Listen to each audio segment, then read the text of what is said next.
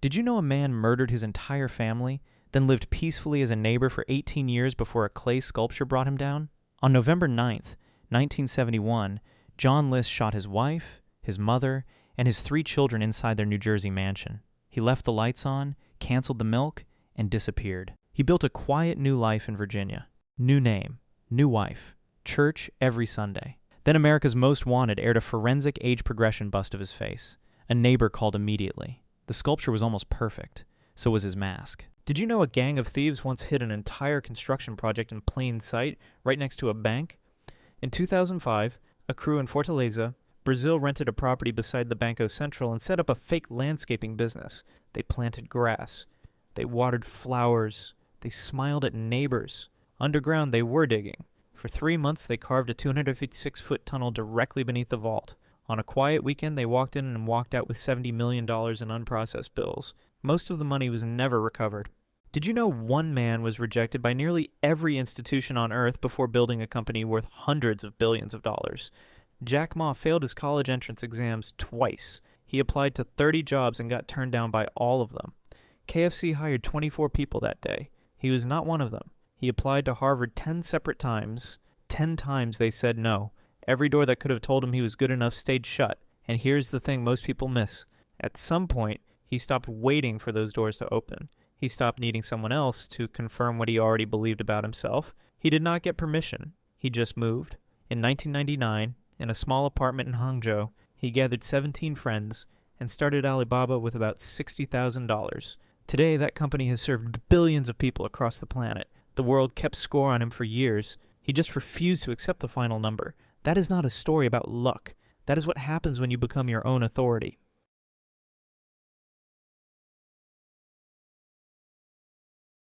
Did you know Sylvester Stallone once sold his dog just to buy food? This was 1975. He had $21 to his name.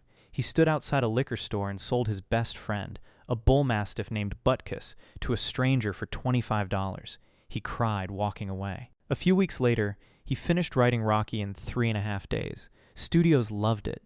They offered him $125,000 for the script. There was just one condition. He could not star in it. They wanted a real star, a name. He said no. They came back with $250,000. He said no again. Most people thought he was losing his mind. He had nothing. No savings, no backup plan, no dog. But Stallone knew something about himself that the studios did not. He knew he was Rocky. Not just the writer, the guy. They eventually agreed. He starred in it for $35,000. Rocky won the Academy Award for Best Picture. And the first thing Stallone did with the money was buy his dog back. Did you know Colonel Sanders was 65 years old, broke and sleeping in his car when he started KFC? His restaurant had just shut down. The highway that ran past it got rerouted, and overnight his income disappeared. All he had left was a Social Security check for $105 a month and a fried chicken recipe he believed in. So he drove. State after state, diner after diner, he would cook his chicken right there in the kitchen and ask the owner to shake hands on a deal. A few cents per piece sold. That was all he wanted. He got rejected over 1,000 times. Not 10, not 50, over 1,000. He kept driving anyway. Then someone said yes, then another, then another. By the time he was 75, there were over 600 KFC locations across the country. Most people at 65 are thinking about slowing down. Sanders was just getting started. The only real expiration date he had was the one he refused to believe in.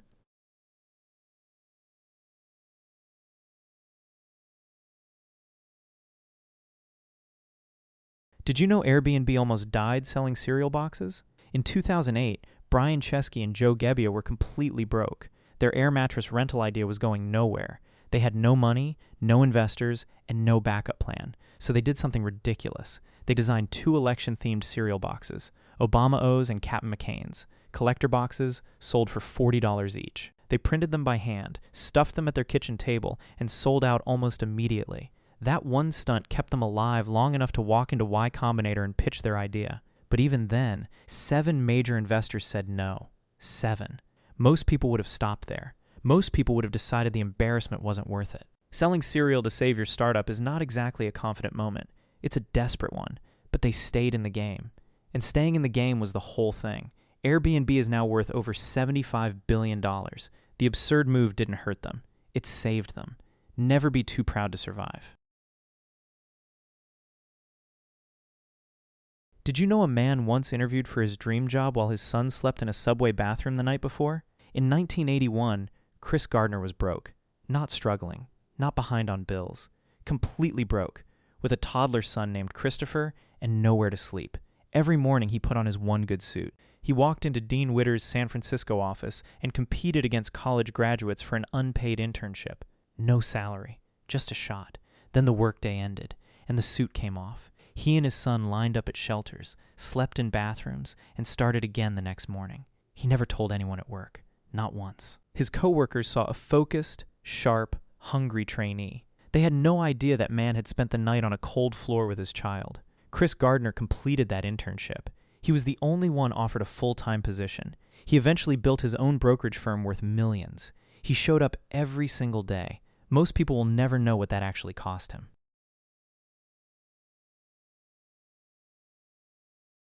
Did you know one junior trader secretly controlled more money than his entire bank was worth? Jerome Kerviel started in the back office at Societe Generale. He learned every system, every control, every blind spot.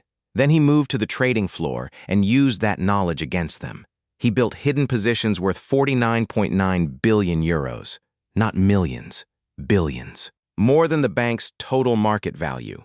And for years, nobody stopped him.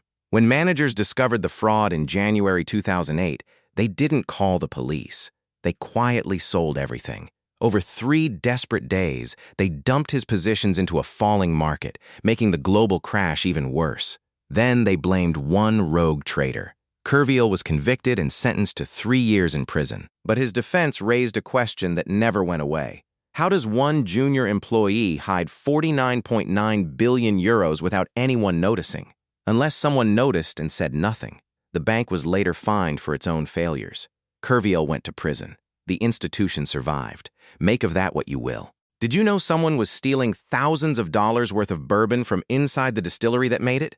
Between 2013 and 2015, hundreds of bottles of Pappy Van Winkle vanished from Buffalo Trace Distillery in Kentucky. Not from a store. Not from a warehouse across town. From inside the building where it was made. Entire barrels of premium whiskey disappeared too. Tens of thousands of dollars worth, gone without a forced door or a broken lock. This was an inside job. A distillery employee used his access badge and his knowledge of the facility to walk product right out. He built a quiet network of buyers happy to pay for bottles they could never get legally. But Pappy Van Winkle is almost impossible to find. That rarity is exactly what makes it so dangerous to steal. Every bottle that moves leaves a trail. Investigators with the Franklin County Sheriff's Office followed that trail straight back to the source. The thief's greatest advantage was the bourbon's fame. That same fame is what got him caught. Rarity cuts both ways.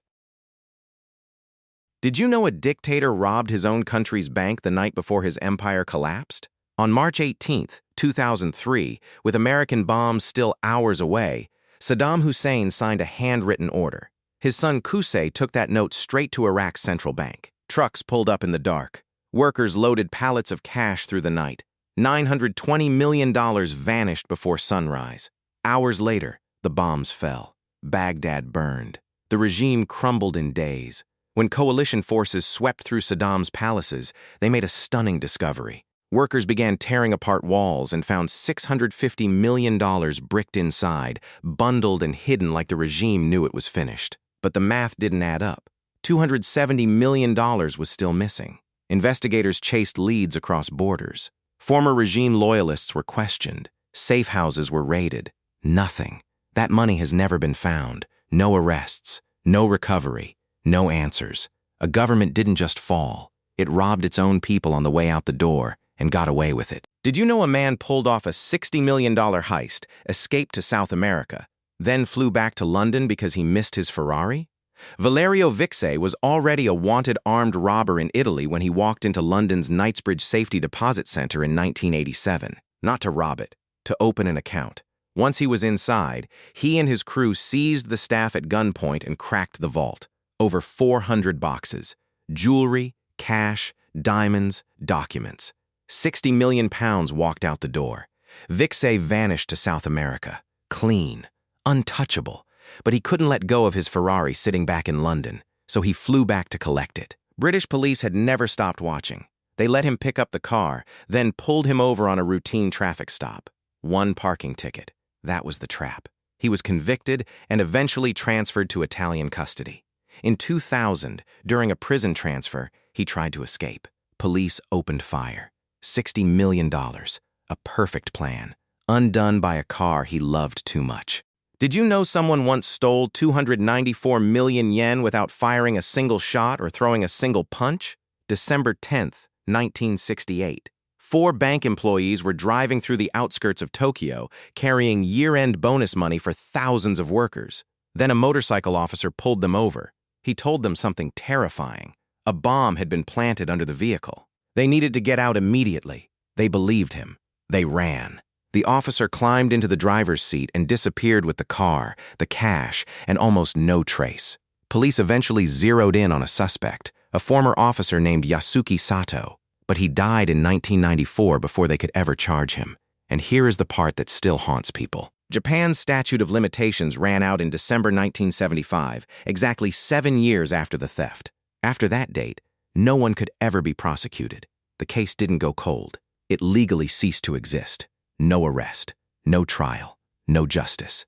Just a uniform, a lie, and the most audacious heist Japan has ever seen. Did you know one man used his day job to steal nearly $19 million and almost got away with it forever? Alan Pace worked as a regional safety inspector for Dunbar Armored in Los Angeles. His job gave him something no outside criminal could ever buy. He knew every vault, every camera blind spot, and every shift schedule across the entire operation. On September 12, 1997, Pace led a small crew inside the Dunbar facility after hours.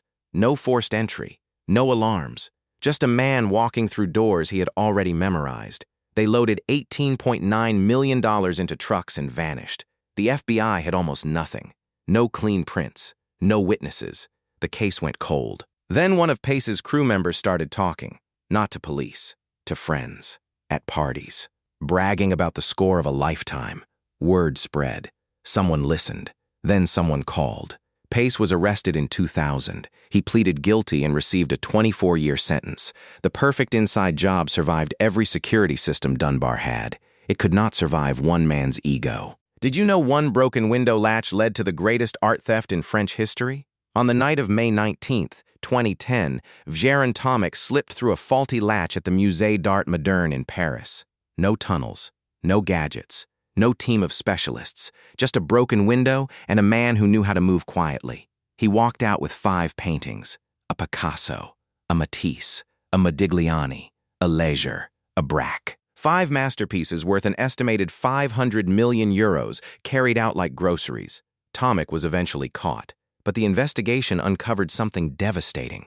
His accomplice had allegedly destroyed the paintings to eliminate evidence. Burned or broken apart, the exact fate is still unclear. What is clear is that they are almost certainly gone forever.